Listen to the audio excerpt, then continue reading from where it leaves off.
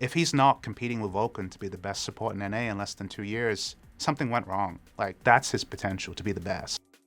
What would it mean to you to win an LCS trophy? Even when I win LCS matches right now, like, winning doesn't make me feel good, but playing well makes me feel good. So I just want to be playing every game really well, not making mistakes, and that should lead to a trophy. This playoffs, I want to prove that I'm the best support and we're the best bot lane in the league.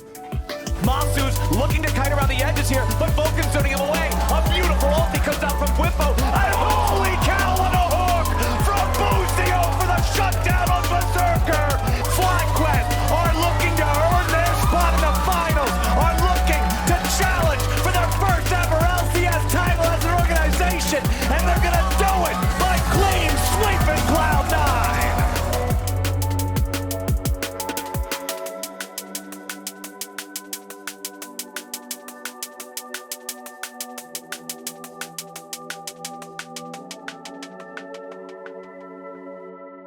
I started playing when I was like 7 or 8 because me and my dad played StarCraft 2, and then one day he installed League, so like he made my account and everything, and I was just playing on his computer. I started playing ranked solo queue probably when I started, just when I was 7 or 8. Yeah, I was bronze. The first time I had Challenger, I was 15. Yeah, so it took a while because I think from like bronze to Challenger, I was like generally going like one rank per year, or like one whole division, I guess. I don't know, I remember getting silver and like calling my dad at work or something, or he was out and I'm like, I got silver.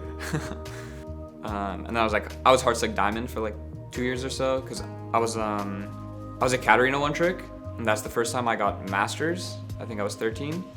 And then I started becoming just like a not one trick of mid lane.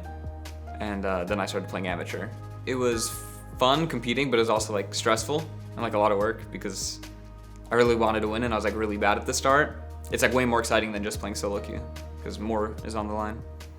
I was playing on Polar Ace, which is just like a random amateur org, and 100 Thieves Next is, it was where it was at. So Papa Smithy messaged me and was like, you wanna role swap and play support for 100 Thieves Next?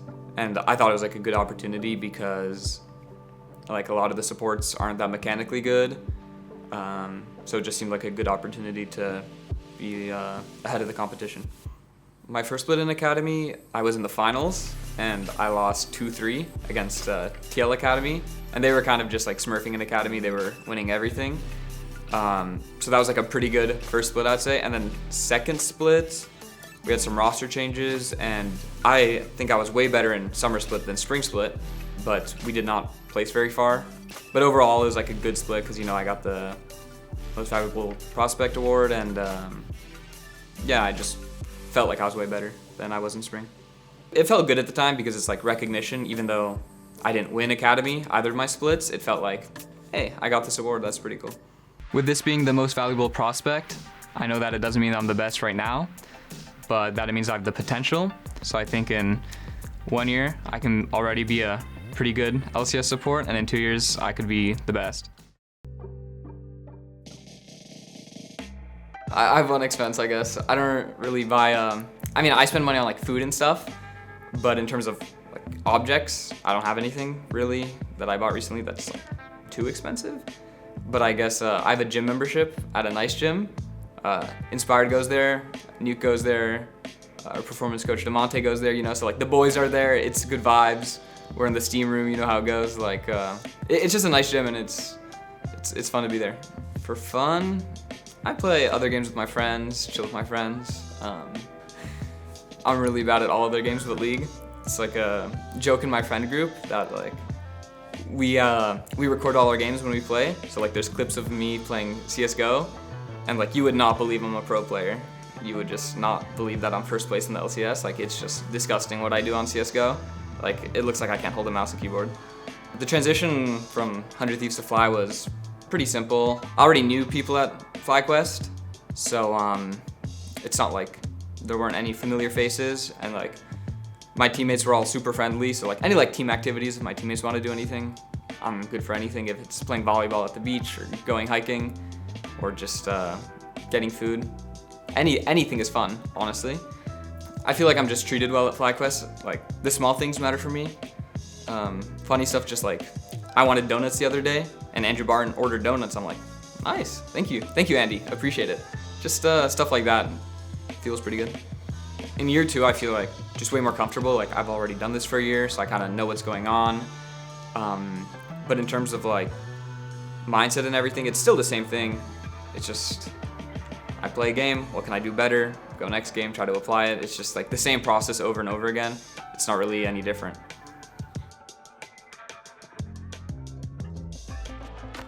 My approach to improving is just play a game, teammates give me feedback, coaches give me feedback.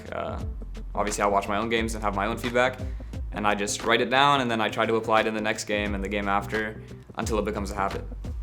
I guess, so my first mid lane coach, when I was, his name's Ganasso, when I was a Katarina one trick, transitioning to just being like a mid laner, not a one trick, he had like a Google Doc for me, and we'd like write down things, goals, things I'm working on, stuff like that. And then like when I was on my own, I'd use like sticky notes on just a desktop, or like sometimes I'd use like a physical journal. But right now the meta for me is just Discord, because it's the easiest. You know, I always have Discord open and it's right there. It always saves, so yeah, I just write down things in Discord. I have a Discord server with myself. Writing in Discord is way easier than writing on pen or paper. Typing is so much faster. I just at Busio in the Discord server, write something down, right click, mark as unread, and then I have a notification. It's a good tech. I mean, I have more channels, but the main ones I use is just focuses. I just named it that. Like, I didn't put much thought into it, but that's just like things I'm improving on. Or like I'll take screenshots from my recording software of like a scrim scenario, so then like when I'm looking back, scrolling up, oh, I look at the screenshot, I know exactly what it is. I low-key don't even need to read the stuff under it, because like I just remembered the screenshot of the game and I remember what the takeaway is. And then I have a general to-do chat, which is just like random stuff. Like if I want to practice a champion solo queue and I don't want to forget, just at Busio, practice Annie, and then mark unread.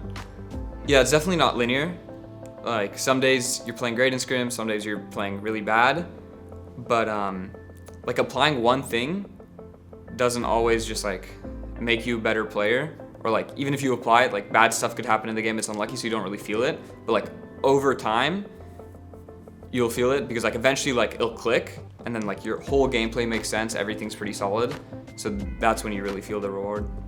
You need to think of it like you're a player and you have like these different categories, and they all have a number to 100, and every day you're just like slowly increasing a point or so in each category, and you just keep doing that until you get better and better. And it feels really rewarding for like a new concept to become a habit where you don't really need to think about it anymore or put effort into it. For example, like team fighting positioning, there's gonna be like rules or like concepts, and you can do it at a good like base level, and that's like really good. But if you really understand it well, then you know when you can break the rule and do something wild, and it'll be like a really good play, because you understand what makes it good, what makes it bad, what are the conditions. You just know everything around it. I think it's good to innovate, but like not innovating for the sake of innovating. When I play like a less conventional pick, it's just because I think it's good, not because, oh, I'm funny, I'm picking a new champ, haha. It's just because I think it's good, and just because like other players aren't playing it, doesn't mean it's not good, because a lot of players just copy what the top regions are playing, but that's not always the best thing to do. The FlyQuest roster was just really exciting, because though probably from the outside you'd be like, why would you put 2 inexperienced players in the bot lane? So that, I guess, like could still be a concern, because like obviously we int a lot on stage because we're just not very consistent, but at the same time like we're improving a lot and really trying to like learn the same concept, so it's kind of like we're improving together, and the experienced players can help us a lot and make the game easy. So it's definitely a good mix. What would it mean to you to win an LCS trophy? To win an LCS trophy would be nice. I don't really know. Of course, like that's the goal, so it'd be fulfilling, I guess. But at the same time, like even when I win LCS matches right now, like winning doesn't make me feel good, but playing well makes me feel good. So I just want to be playing every game really well, not making mistakes, and that should lead to a trophy. So even though the goal is the trophy, but like what makes me feel good is playing well. This playoffs, I want to prove that I'm the best support and we're the best bot lane in the league. Turning him away. A beautiful ulti comes out from Bwipo. And holy cow, what a hook from Busio for the shutdown on Berserker. He's shooting to be the best in his region, let alone the best in his role.